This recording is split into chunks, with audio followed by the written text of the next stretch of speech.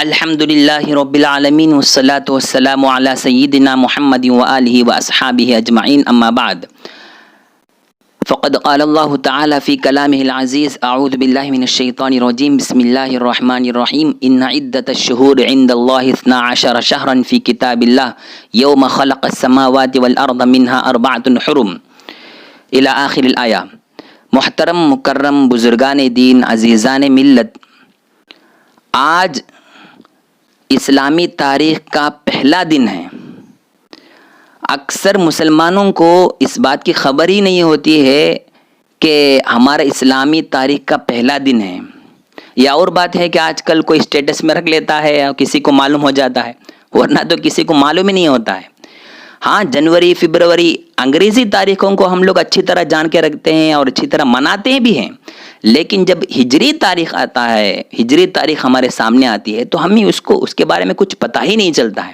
تو اسی لیے آج ہم پہلی تاریخ میں کھڑے ہیں، پہلی تاریخ میں ہمارا وقت گزر رہا ہے، تو ہم اس مہینے کے اندر چند باتوں کو ذہن میں رکھنا ہے۔ وہ کل 4 پوائنٹس ہیں، لمبی گفتگو تو ہوتی رہتی ہے، مختصر طور پر ہم اس مہینے کے بارے میں سمجھنا ہے تو 4 اہم پوائنٹس ہیں، 4 اہم باتیں ہیں۔ اس کو اگر ہم ذہن نشین کریں گے، یاد رکھیں گے تو بالکل ہم اچھی طرح اس مہینے کا حق ادا کر سکتے ہیں، اس مہینے کے اندر اچھے عمل کر سکتے ہیں اور مقرب بندوں میں شامل ہو سکتے ہیں۔ وہ 4 پوائنٹس کیا ہیں؟ نمبر 1، جتنا ہو سکے ہم نیک عمل کرنے کی کوشش کریں، اچھے عمل کرنے کی کوشش کریں۔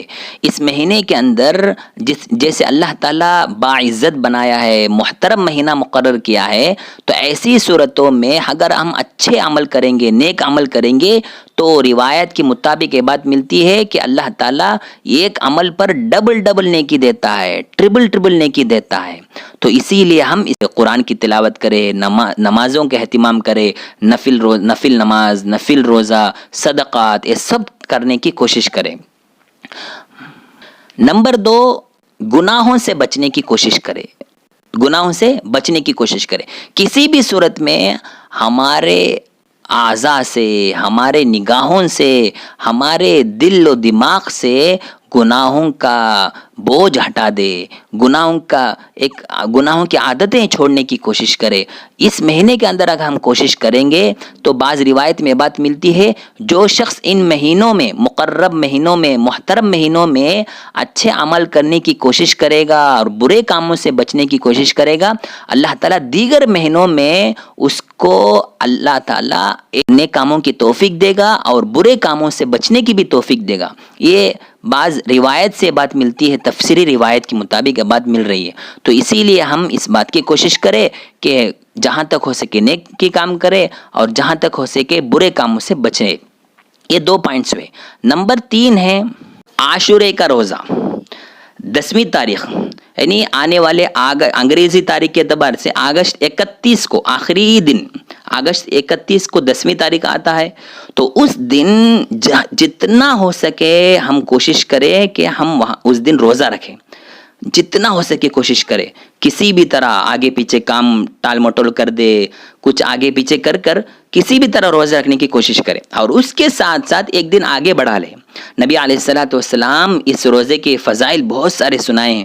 حضرت عائشہ رضی اللہ عنہ فرماتی ہیں، نبی علیہ السلام مکے میں بھی اس روزے کے اہتمام کرتے تھے، اور مدینے آنے کے بعد یہودیوں کو دیکھے تھے، وہاں آنے کے بعد ان لوگوں سے پوچھا کہ آپ لوگ کیوں روزہ رکھتے ہو؟ تو ان لوگوں نے کہا کہ اس دن موسیٰ علیہ السلام کو نجات ملی تھی قوم فرعون سے، تو اس لیے ان کی خوشی میں ہم روزہ رکھتے ہیں۔ تو نبی علیہ السلام نے کہا کہ جب آپ لوگ روزہ رکھتے ہیں تو آپ سے بھی زیادہ ہم حقدار ہیں روزہ رکھنے کی۔ تو اس اعتبار سے نبی علیہ السلام روزہ رکھے تھے، اور ایک دن آگے پیچھے کر لیے کہ 31 اگست کو ہم رکھتے ہیں تو ایک دن پہلے بھی رکھ لے، 30 اگست اور 31 اگست۔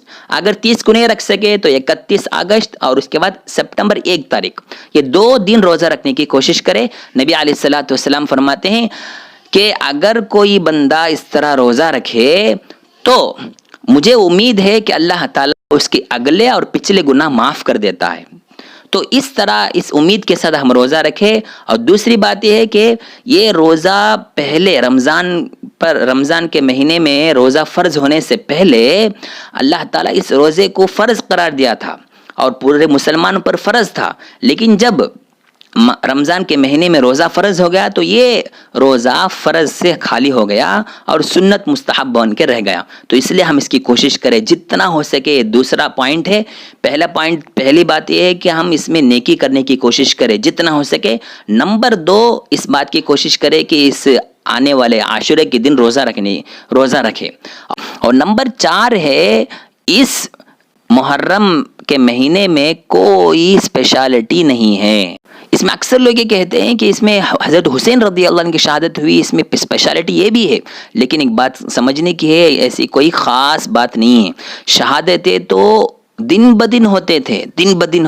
جنگ بدر میں کتنے صحابہ انتقال ہوئے, جنگ احد میں 70 شہداء کا جنازہ نکلا تھا, لیکن ہمیں کوئی یاد نہیں آتا. اسی طرح بڑے بڑے صحابہ کرام رضوان اللہ علیہم اجمعین کی شہادتیں بھی ہوئی تھی, لیکن ہمیں یاد نہیں آتا. ہم نبی علیہ الصلوۃ والسلام کے نواسے کو یاد رکھتے ہیں, لیکن نبی علیہ الصلوۃ والسلام کی بیٹی کو یاد نہیں رکھتے ہیں. اسی طرح حضرت عمر رضی اللہ عنہ بھی نبی علیہ الصلوۃ والسلام کے خاندان ہی میں سے ہے. حضرت ابو بکر رضی اللہ عنہ اور اسی طرح حضرت عثمان رضی اللہ عنہ نبی علیہ الصلوۃ والسلام کے داماد ہیں, ذوالنورین ہیں. دونوں بیٹیوں کو دے کر نکاح کیے تھے. ایسے صحابہ پر بھی بہت سارے خطرناک حالات بھی گزرے ہیں کہ حضرت عمر رضی اللہ عنہ کو کیسے شہادت ہوئی کہ فجر نماز پڑھا رہے تھے کہ ابو لولو فیروز آ کے ان کو قتل کر دیا تھا, شہید کر دیا تھا.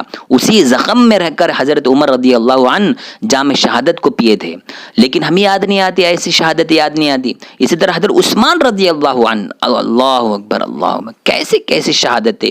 حضرت عثمان رضی اللہ عنہ کو قلعہ بند کر کے کیسے تکلیفیں پہنچائے تھے. خود اپنے لوگ قتل کیے تھے, خود اپنے لوگ. نبی علیہ الصلوۃ والسلام کی زبانی شہادت کا پروانہ مل گیا تھا, لیکن ہمیں ایسے شہادتوں کا تذکرہ ہی یاد نہیں رہتا ہے, ان کی تاریخ ہی یاد نہیں رہتی ہے. صرف حضرت حسین رضی اللہ عنہ کی شہادت کو پکڑے رہتے ہیں. ہاں ہم بھی غم کرتے ہیں, حضرت حسین رضی اللہ عنہ کی شہادت پر ہم بھی غم کرتے ہیں, لیکن حد ہوتی ہے, ایک حد ہوتی ہے. آج جتنے پروپیگنڈا چل رہا ہے اور جتنے بیکار باتیں چلا رہے ہیں کہ ان کے نام پر اپنے اعضاء کو کاٹتے ہیں, ماتم کرتے ہیں, یہ سب گندے عادتیں ہیں. اسلام کبھی اس کی گنجائش نہیں دیتا ہے, ماتم کرنے کی گنجائش نہیں دیتا ہے, کبھی بھی اس کی گنجائش شریعت اسلامیہ کے اندر یہ گنجائش ہی نہیں ملتی ہے. تو اس طرح اگر شہادتوں کو گننا شروع کریں گے تو ہر دن ماتم کرنا پڑے گا, صرف محرم الحرام ہی کے اندر نہیں, ہر دن ماتم کرنا پڑے گا. اس لیے ان سب چیزوں کو یاد رکھے. اگر شہادت ماننا ہی ہے تو اس صورت میں اپنی شہادت کو پیش کرے, اپنی قربانی پیش کرے, اللہ کے یہاں اپنی قربانی پیش کرے. یہ اللہ تعالیٰ کو پسند ہے.